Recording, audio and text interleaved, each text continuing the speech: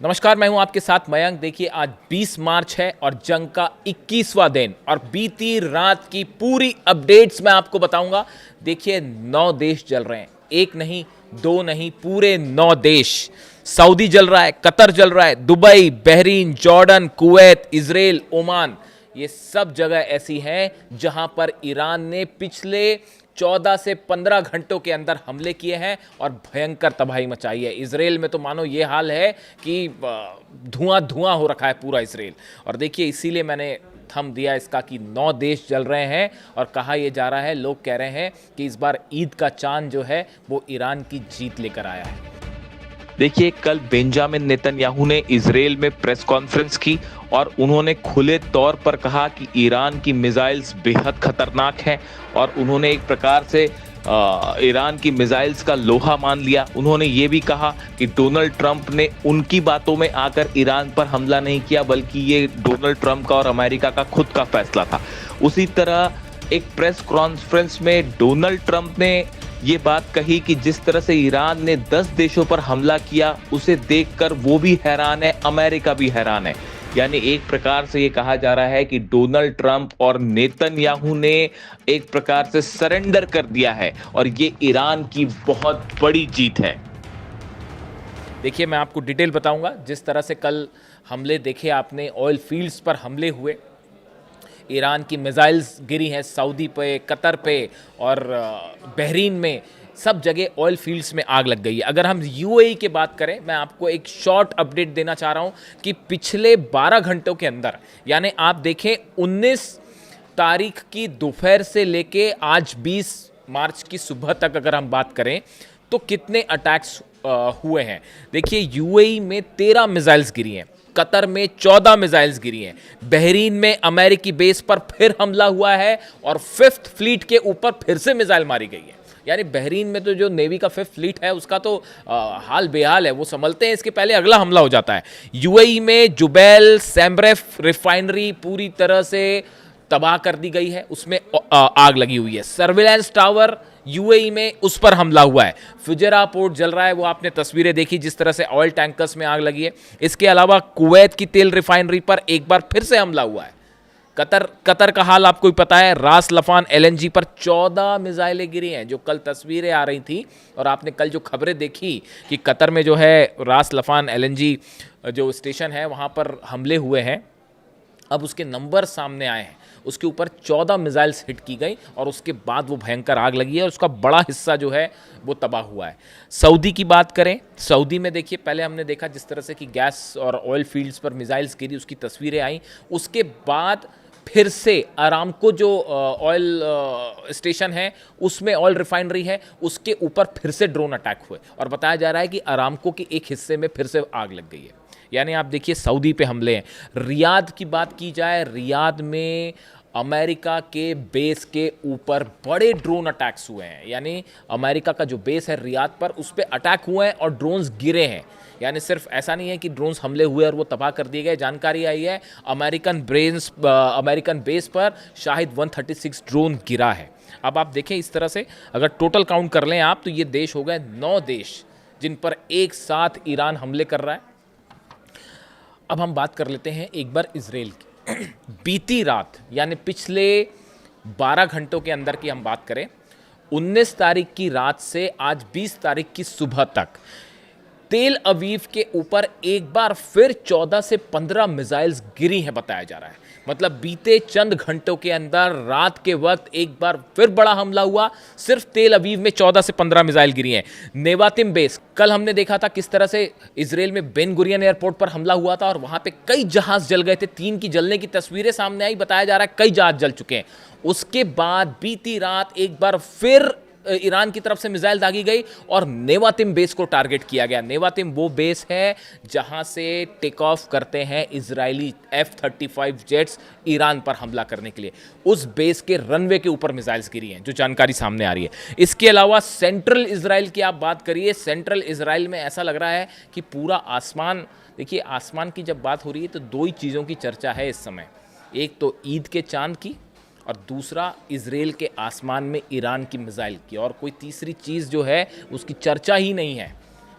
खबरों में इस समय। और सेंट्रल इजराइल का आसमान बीती रात ऐसा लग रहा था जैसे जब हिंदुस्तान में दिवाली मनती है तो आसमान में जैसे पटाखे चलते हैं, उस तरह से पूरी रोशनी ही रोशनी। और वो क्लस्टर बम्स थे ईरान के, जो एक खुर्रम शहर निकलती है और साथ में जो है वो 80 क्लस्टर बम्स एक साथ निकाल के गिराती है। कहीं कहीं तो वो 100 से भी ज़्यादा क्लस्टर बम्स दिखते हैं और वो सब की सब रोशनी, पूरी गुच्छा दिखाई देता है रोशनियों का। अब क्या उसको आयरन डोम रोकेगा और क्या एरो रोकेगा और क्या डेविसलिंग रोकेगा? सब के सब फेल। ऐसा लगता है पूरा डिफेंस सिस्टम इजराइल का जो है वो तबाह हो चुका है। इसके अलावा बताया जा रहा है एक बड़े टावर पर, नेविगेशन टावर पर इजराइल में, उसके ऊपर बड़ा मिसाइल अटैक हुआ और ईरान ने खैबर मिसाइल से सीधा उस टावर को हिट किया है और उसको रोक नहीं पाया। और बड़ा नुकसान कम्युनिकेशन टावर बताया जा रहा है ये इजराइल में, जिसके ऊपर ये मिसाइल गिरी है।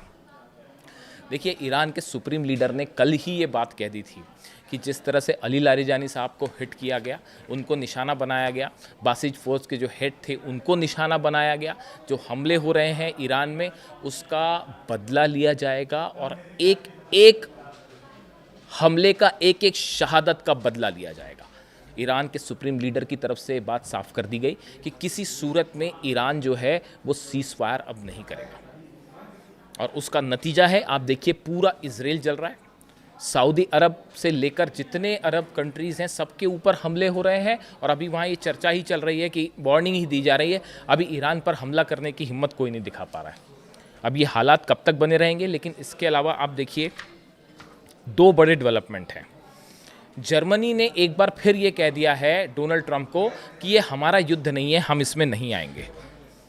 दूसरी तरफ अमेरिका की तरफ से ये खबरें हैं, सोर्सेस से बताया जा रहा है कि रशिया, ये जो अटैक्स हो रहे हैं, देखिए बड़े पिन पॉइंटेड अटैक्स हैं। आप देखिए, जितनी ऑयल इंडस्ट्री है मिडिल ईस्ट की और जो बड़ी रिफाइनरीज हैं खासकर अरेबियन कंट्रीज़ में, इन सब की सुरक्षा के लिए डिफेंस सिस्टम लगाए गए थे, पेट्रियट सिस्टम लगाए गए थे। इन देशों के पास अपने डिफेंस सिस्टम है, वो लगाए गए थे।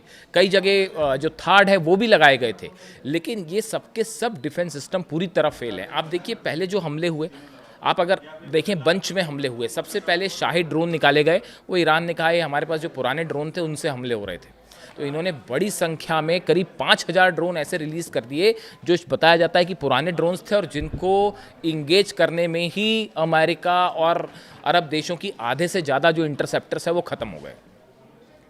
उसके बाद मिसाइल से हमले हुए। मिसाइल से हमले कहाँ होते हैं? अल उदैद बेस के नेविगेशन डोम को उड़ा दिया। बहरीन का जो टावर था बड़ा, जो कि अलर्ट देता था कि कहाँ से हमले हो रहे हैं, उसको उड़ा दिया। कहीं पे जो है वो सऊदी के रडार पर हमला हो गया। यानी आप देखिए, जितने अलर्ट करने वाले सिस्टम थे, वो चाहे जॉर्डन हो, चाहे इराक हो, चाहे कुवैत हो, बहरीन हो, सऊदी हो, यूएई हो, सब पर चुन चुन के हमले हुए। यानी डिफेंस सिस्टम को पूरी तरह से ब्लोन अप कर दिया। अब उसके बाद अब टारगेट हो रहा है, देखिए ये कहानी शुरू हुई जिस तरह से ईरान की पार्स गैस फील्ड पर हमला हुआ। डोनाल्ड ट्रंप अब ये कह रहे हैं, वो मैंने आपको कल वीडियो में बताया था कि भाई हमने हमला नहीं किया, ये तो इजराइल ने हमला कर दिया। जैसे कोई बच्चों का खेल चल रहा है अभी भी कुछ लोगों के लिए, ये सोच रहे हैं जैसे बच्चे बहाना नहीं बनाते, उस तरह का बहाना आया कि अरे नहीं नहीं नहीं हमने नहीं किया, ये तो इजराइल ने कर दिया है। और जिसने भी किया हो उसका नतीजा, उसका परिणाम ये भुगतना पड़ा। देखिए, पार्स सबसे बड़ी गैस फील्ड है ईरान की और उस पर जो हमला हुआ उसका बदला लिया ईरान ने और नतीजा ये है कि 9 देशों के गैस फील्ड्स और ऑयल स्टेशंस आज जल रहे हैं। उसका नतीजा ये था कि 9 देशों में एक साथ जो है वो आग लगी हुई है, वो धधक रहे हैं। अब इसके अलावा देखिए, एक बड़ी खबर ये है, 2 खबरें हैं बेहद अहम। एक तो हॉर्मूज़ में, देखिए ये सब खबरों में आपने सुना होगा इस तरह से कि सऊदी और यूएई, बहरीन, कतर, कुवैत, यहाँ पे हमले हो रहे हैं। तो खबरों में ये बड़ा हिस्सा इसको कवर कर रहा है, अलग अलग प्लेटफॉर्म्स पे आपने देखा होगा। लेकिन इसके बीच में हॉर्मूज़ में भयंकर जंग चल रही है, भयंकर जंग चल रही है। और देखिए, जिस तरह से अमेरिका की तरफ से हमले ये हुए हैं पिछले कुछ चंद घंटों की बात कर रहा हूँ मैं आपको फिर रिपीट कर रहा हूँ तारीख। आज 20 तारीख है, 20 तारीख की सुबह मैं वीडियो बना रहा हूँ। 19 तारीख को की रात को और 19 की शाम को अमेरिका की तरफ से 2-3 बहुत बड़े हमले हुए हैं हॉर्मूज़ में। देखिए, जिस तरह से केशम, मैंने आपको बताया था, केशम जो आइलैंड है उस पर बड़ा निशाना हो रहा है। उसके अलावा खार्क को एक बार फिर निशाना बनाया जा रहा है और यहाँ पर अमेरिका की तरफ से 2000 किलो से लेकर 5000 किलो तक के बॉम्ब्स ड्रॉप किए गए हैं। ये जो ईरान के हमले हो रहे हैं, इससे एक ऐसा मैसेज जा रहा है, मान लो ईरान जो है वो भारी पड़ गया है अमेरिका पे, इजराइल पर और 9 देशों पर। इसीलिए मैंने ये बात कही थी कि ईद का चांद जो है ऐसा लग रहा है कि वो तो ईरान की जीत ले आया है।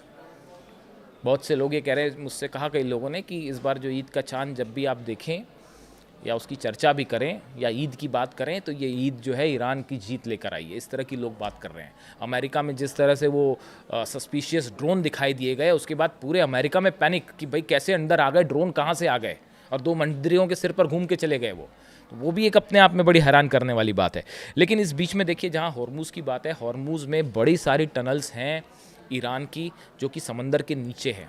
कई सारी मिसाइल सिटीज़ हैं। मैंने आपको पहले बताया था हॉर्मुज़ में ट्रम्प का प्लान बड़ा साफ है कि पहले एंट्री और एग्ज़िट पॉइंट्स पर हमले हों, उसके बाद जो पहले जितनी टनल्स हैं, हथियारों के अड्डे हैं, उनको तबाह किया जाए, फिर एंट्री और एग्ज़िट पॉइंट पर हमले किए जाएं, फिर उसके बाद ट्रिपोली वहाँ बस पहुँचने वाला है। जो नया जहाज़ आ रहा है जापान से, वो 2 तो निकल लिए, अब्राहम लिंकन भी निकल लिया है और जिरल्डार फोर्ड भी जो है उसमें तो आग ही लग गई है, और अब बात कन्फर्म हो गई है कि ईरान ने हिट कर दिया उसको, और वो जो है ग्रीस पहुंच गया है। वो आप आग नहीं बुझ पा रही उसमें, पता नहीं कितने दिन पहले हिट हुआ था, वो उसमें आग ही नहीं पूछ पा रही है। तो वो जो है वो अपना अलग, ये 2 जहाज पीछे हो गए हैं। INS USS ट्रिपोली का इंतजार है, जिसमें मरीन्स है 2000, वो आके वहाँ पे लैंड करेंगे या कैसे प्लान होगा वो पता नहीं, वो शायद अमेरिका और ट्रंप जाने कैसे प्लान होगा।